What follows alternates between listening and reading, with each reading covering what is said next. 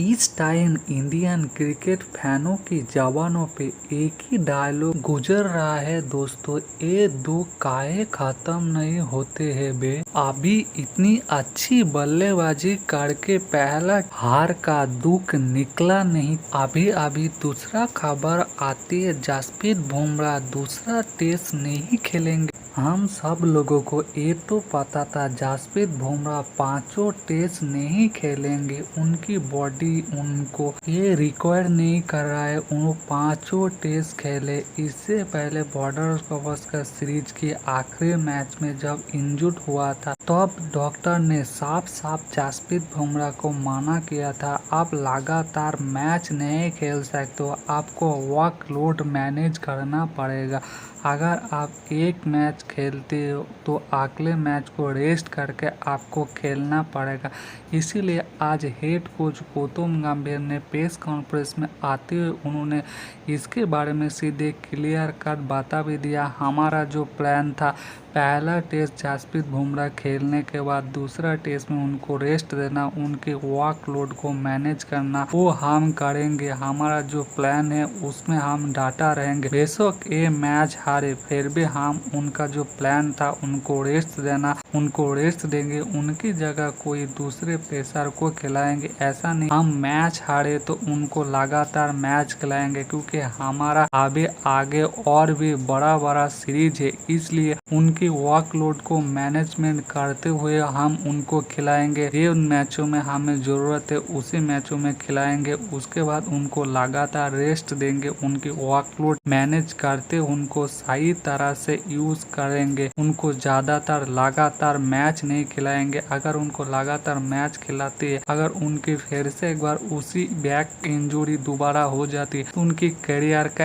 And भी हो सकती है, क्योंकि डॉक्टर ने साफ साफ मना किया था जसप्रीत बुमराह को, आप लगातार मैच नहीं खेल सकते हो, आपकी अपना वर्कलोड भी मैनेज करना पड़ेगा। क्योंकि आप सब लोगों को पता है जसप्रीत बुमराह का जो एक्शन है वो काफी डेंजर एक्शन है। उनकी एक्शन की वजह से सबसे ज्यादा लोड उनकी बैक पे पड़ती है जब वो गेंदबाजी करती है, इसलिए उनको वर्कलोड मैनेज करना काफी ज्यादा उनके लिए इम्पोर्टेंट होते हैं। क्योंकि इंडिया का बेस्ट पाइम गेंदबाज है, वो अगर इंजरी की वजह से अपना करियर का एंड होते हैं तो इंडिया अपनी एक बेस्ट अपोजिट प्रोडक्ट जो थे, बेस्ट गेंदबाज थे, जो अभी ऑल क्रिकेट में राज कर रहे, उनको आप खो देंगे, उनकी करियर एंड कर देंगे। इसलिए हेड कोच ने आज प्रेस कॉन्फ्रेंस में आते हुए साफ साफ ये बात तो कहा ही दिया, हम अभी जसप्रीत बुमराह की जो वर्कलोड है उनको मैनेज करते हुए हम उनको खिलाएंगे। हमारा जो प्लान था पहले से तैयार था, हम उसी प्लान के ऊपर फॉलो करेंगे। अब सब लोगों को पता है गौतम गंभीर सीधे बात का बंदा है, जो प्लान करते हैं उसी प्लान पे जाएगा। बेशक वो हारे जीते कभी भी अपना प्लान चेंज नहीं करता है। उन्होंने आज प्रेस कॉन्फ्रेंस में सीधे सीधे ये बात तो कहा ही दिया। अगर आपको लगती है यार ये तो बड़ी गंभीर खबर है, दुख भरी खबर है, तो आपको बता दो, एक नहीं दो नहीं तीन तीन ऐसा खबर लाया जो आप सुन के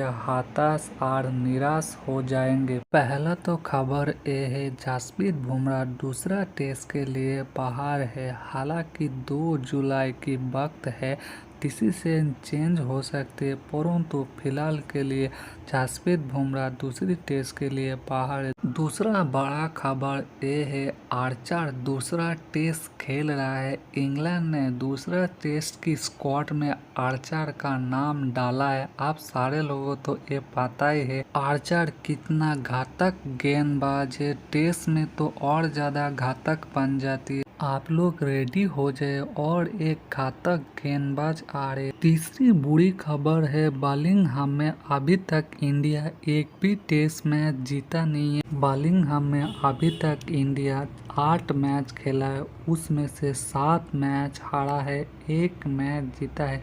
2 मैच तो ऐसा है जो इनिंग्स व्यवधान शर्मनाक तरीके से हारा है। जी, कहानी इस तरफ से है, इंडिया हर तरफ से बैक फुट में है। अब एक ही चीज हो सकती है, अक्सर हम कहते हैं ना, प्रेशर सिचुएशन में हम और ज्यादा निखर जो सवाल का आंसर तैयारी करके जाती है पेशर सिचुएशन में, उस सवाल का आंसर और ज़्यादा बेहतर तरीके से हम दे के आती है। क्या इसी तरह करवाएगा? पहला सवाल ये है, जसप्रीत बुमराह नहीं खेलेगा तो उनकी जगह कौन खेलेगा, कौन रिप्लेस बनेगा? सबसे ज़्यादा जो नाम आ रहे हैं अर्शदीप सिंह का। अर्शदीप का इसलिए पहला रीजन, अर्शदीप ने काउंटी क्रिकेट खेला है, काउंटी चैंपियनशिप में शानदार परफॉर्मेंस किया है। 2023 काउंटी चैंपियनशिप की डिवीजन 1 की मैच हो रहा था, वहां पर अर्शदीप सिंह ने 13 विकेट निकाला है। अर्शदीप ने डोमेस्टिक में शानदार परफॉर्मेंस किया है, 22 मैच खेला है, 65 विकेट निकाला है। उन्होंने हर पॉट में जहां मौका मिला है वहां पर कमाल का परफॉर्मेंस किया है। इंडिया में T20 में वो इंडिया की तरफ से नंबर 1 गेंदबाज है। पहला तो रीजन है, अर्शदीप ने काउंटी विकेट खेला है, बर्मिंघम की तरफ से खेलते हुए उन्होंने 13 विकेट निकाला है। बेस्ट उन्होंने 5 विकेट निकाला, वो भी 30 रन दे के, और एक लेफ्ट आर्म पेसर का भी जगह भी खुल जाती है। दूसरा जो बड़ा रीजन है, उनको जब जब मौका मिला है तब तक उन्होंने परफॉर्मेंस किया। हालांकि जो डिस्कस चल रहा है इसमें और प्लेयर भी है, परंतु सबसे ज्यादा जो नाम अर्शदीप सिंह का ही आ रहा है। हालांकि उनको ही खिला लो, एक और ऑप्शन मिल जाएगा जसप्रीत बुमराह के रिप्लेस के तौर पर लेफ्ट आर्म, उनके साथ मोहम्मद सिराज, प्रसिद्ध कृष्णा भी है, परंतु इन दोनों के ऊपर भी सवाल है। हालांकि मोहम्मद शामी होते तो जसप्रीत बुमराह की जगह अगले 2 टेस्ट उनको भी खिला सकते थे, आपकी ऑप्शन खुल जाता, परंतु यही आपकी स्ट्रेंथ है, यही आपको खिलाना पड़ेगा। जसप्रीत बुमराह पहला मैच में उन्होंने जो कमाल का गेंदबाजी किया, उनको रिप्लेसमेंट में आएगा जो अर्शदीप सिंह का, वो भी कमाल की गेंदबाज है, परंतु उनका साथ देना पड़ेगा प्रसिद्ध कृष्णा, मोहम्मद सिराज का। जसप्रीत बुमराह ने पहले पारी ने कमाल का गेंदबाजी किया, वहां पर वाइपर निकाला था, 24 ओवर गेंदबाजी किया था, 80 रन दिया था, इकोनॉमी था 3.3। दूसरी पारी में भी उन्होंने 25 ओवर गेंदबाजी किया था, रन दिया था 44, उनमें भी 3.3 के इकोनॉमी से गेंदबाजी किया। दूसरी तरफ प्रसिद्ध कृष्णा ने पहले पारी ने गेंदबाजी किया था, वहां पर 3 विकेट निकाला था और गेंदबाजी किया था 24 ओवर, परंतु उसमें उन्होंने 120 रन दिया था, इकोनॉमी था 6.5 का। दूसरी पारी में भी उन्होंने 2 विकेट निकाला, 22 ओवर गेंदबाजी किया, 90 रन दिए, वहां पर भी इकोनॉमी 6 का था।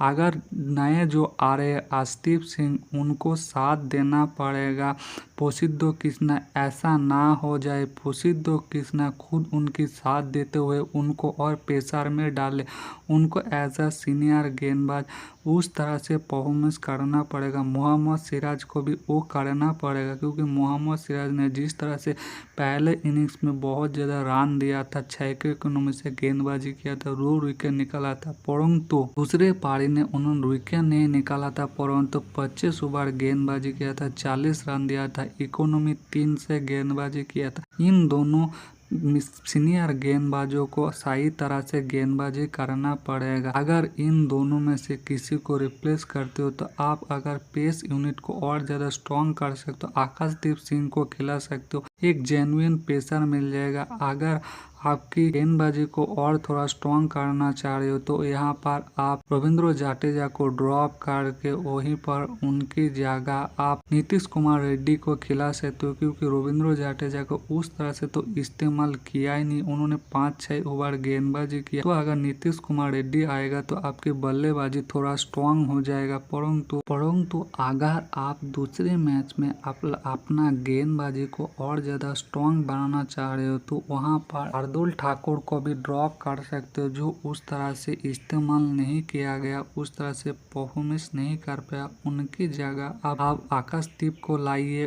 वो एक जेन्युइन पेसर हो जाएगा। आप लोगों को क्या लगती है दूसरे मैचों में इंडिया का क्या बेस्ट प्लेइंग 11 होगा? क्या इंडिया अपने गेंदबाजी को और थोड़ा स्ट्रॉन्ग बनाएगा, या अपनी बल्लेबाजी को स्ट्रॉन्ग बनाएगा, या अपना टॉप 6 जो रन बनाया है उनके ऊपर भरोसा करते हुए अपने गेंदबाजी को स्ट्रॉन्ग करेगा। ये जो ऑलराउंडर है रविंद्र जडेजा, उनको ड्रॉप करके उनकी जगह कोई एक जेन्युइन पेसर को खिलाएगा। आप लोगों को क्या बेस्ट प्लेइंग 11 होगा, कमेंट करना, चैनल को सब्सक्राइब पक्का करना।